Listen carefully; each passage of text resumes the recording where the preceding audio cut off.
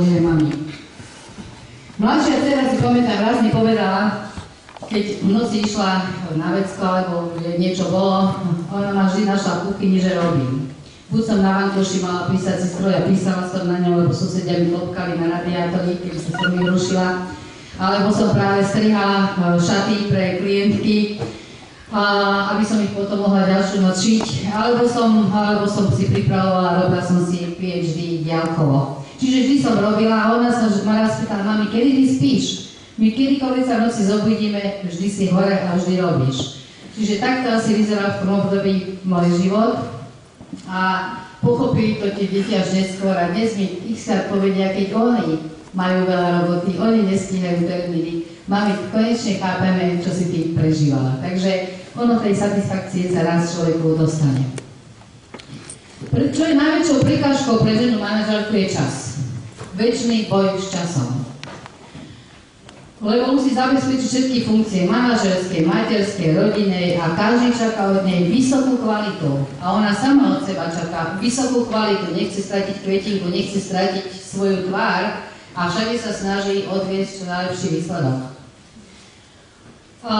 Stále nie je ešte plne hodnotne fungujúci systém služieb, keď som pred tými 20 rokmi ja v týchto funkciách začínala, nebol vôbec. Takže to je jedna z vecí, podľa mňa, ktorá môže pomôcť. Čo môže pomôcť v tomto smere, že nám je určite práca na skrátený pracovný úväzok, ktorý žiaľ opäť u nás nie je niečo, čo by bolo veľmi moderné. Ale veľmi negatívne, alebo veľmi ťažko znášajú ženy a je to pre nich veľmi veľké rozhodnutie mať deti.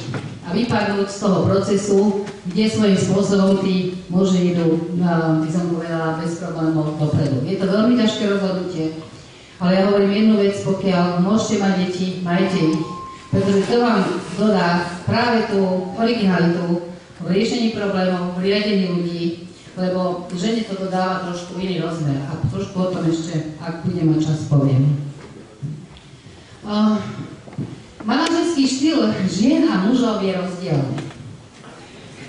Žena sa stáva vtedy úspešnou manažerkou, ak získa určitý nadhľad.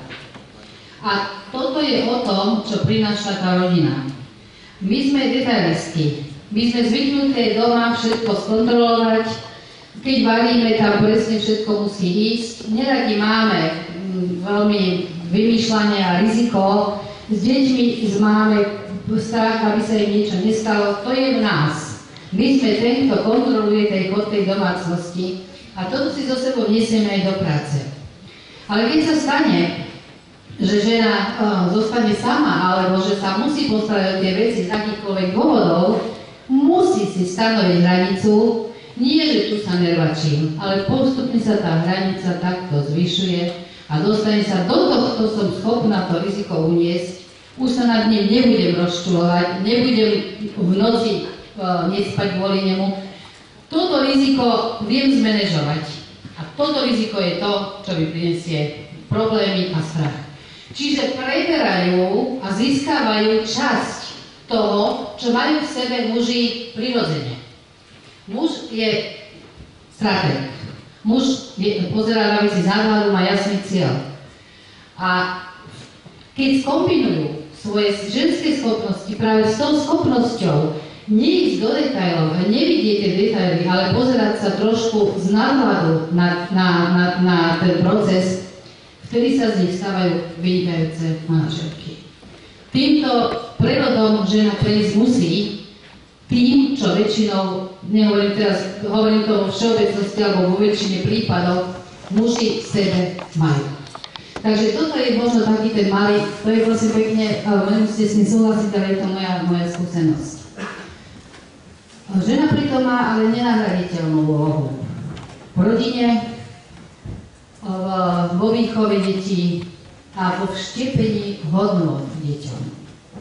Významnú úlohu u detí, hlavne v tom prvom období, zohráva žena, matka a jej hodnoty a toto je niečo, čo nikto v živote nevie nahradiť.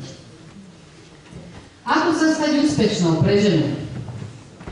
Vysokou školou manažmentu, ja hovorím, je materstvo, rodina a práca. Toto skombinovať, to si ozaj, to sa tu nenaštudujete, to sa tu nenaučíte, To vás naučí len prax. Práca je jednou z tretinou z povinností ženy, ale časovo jej zaberá najväčší priestor. Ženy, som spomínala, sú viac zamerane na detaily, muži na cieľ. To sme úspešné vtedy, keď dostaneme nadhľad. Byť nad vecou bývalou domenou mužov nie vždy. Už som dala pár príkladov, keď ženy sú nad vecou. Ženy, nespoliehajte sa na krásu a šarm. Všetci budú chcieť za chvíľu od vás mozog. Všetci budú chcieť, aby ste boli múdre, ak budete chcieť ísť do vyšších pozícií. Ak je to pekné, alebo šarmantné, alebo pekné a šarmantné, to môže niekedy vašu pozíciu vylepšiť. Ale prosím, nespoliehajte sa na to. Není to to, čo je cenené z dlhodobého hľadiska. Každú minútu žena manažérka musí využiť buď na štúdium, alebo na spánok. Záleží, koľko spala. Ja som spávala aj tak, že v autobuse z Dolných Honov do roboty som spala normálne zavesená na tej rúre, tak som bývala unavená. Spala som hoci kde, mnohokrát vás uvideli na konečnej zastávky. Páni, už sme na konečnej, vstávajte, ja som potom ďalšieho autobusom išla do roboty. Čiže spala som všade. A pamätám si na jednu situáciu, keď som robila v pekárniach na tej vysokej škole, tak sa robilo ráno o 6. som chodila z pekárny a išla som na vlak do Trnavy, lebo som pri Trnave bývala. A vo vlaku sedel taký pán a hovorí, prosím vás pekne, budete taký láskavý, zobudíte ma pre Trnavo, viete, ja som celú noc robila. A on že, slečna sa moci zabáva, celú noc robila. No samozrejme, že vás zobudí. Čiže nekomentovala som väčšinou, takéto poznámky boli, ale hovorím, že naučiť sa efektívne spať, ja spím všade. Ja kde si sadnem, za minútu si môžete byť istý, že spím. Večer, keď idem do postele, ešte nemám hlavu a ešte mám pol metra od vankuša a ja už ako spím. Čiže naučila som spať všade, aby som nabrala silu, aby som bola schopná ísť ďalej. Alebo keď som náhodou nemohla spať z nejakých dôvodov, že lietadlo veľmi rekotalo, tak som čítala. Ja si pamätám, že som bola s kolegom z Národnej banky, prezradím jeho mena, je člen bankovej rady Brna. Išli sme spolu do Londýna, si začať to vyberať nejakého poradcu. A ja som bola vždy taká, ja som už za zábavu, ja som sa vedela, aj sa viem zabaviť, aj zaspievať, aj všetko možné. On tak tešil, že bude so mnou švanda, ja sa dala do lietadla, za sekundu spala, ma zobudil, že chcem nejaký koňak, daj koňak, vypila koňak, zase som spala, potom došli a obedávajú, jasné, teda obed zaspala, ale vyšiel hovorí, čo si to zábavu do keľu, že ty si vždy, že si hovorí toľko švanty a dojdeme do toho, a ja neviem si nepomôžem, ja kde sadnem, tam spím. A vyvedol mi to, že kto poznáte Londýn, viete, že keď sa vychádza z londýnskeho metra, musíte lístok dať, aby vás to pustilo von. A ja som zaspala v londýnskom metre, samozrejme, ako všade, no mi ten lístoček vyťahol a ja ideme teraz von a on sa už tešil, jak sa bude rehodať, jak ja budem nešťastná, jak tam budem merovačiť. A to londýnske metro bolo pokazené a pustili nás von bez lístočkov. Ale tak som si na teba chystala, že nevyšlo to, takže robili si zo mňa aj švandu, ale ozaj efektívnosť, využívanie každej minúty, jediná cesta k úspechu. Tešiť sa z úspechov, trojnásobne ako treba, trojnásobne musí nabrať tú radosť do seba. A neúspechy mňa bolia niekedy deň, niekedy 2 hodiny, niekedy 3 dní, nikdy viacej. Jednoducho treba sa z nich poučiť a prijať opatrenia, aby sa budúci čas nediali. Minulý týždeň som mala taký strašne zlý, mala som jeden veľký neúspech, ale sadla som si, keby som bola vtedy mala fľašu vína, tak si možno dám tie 2 veci, ale nemala som. Takže bol to veľký neúspech, ale potom sadla, porozmýšľala, povedala, čo mám robiť a nejak z toho dostala. Poučte sa s tým, chyby robíte iba raz. Kto robí tú istú chybu 2-krát, stráca čas.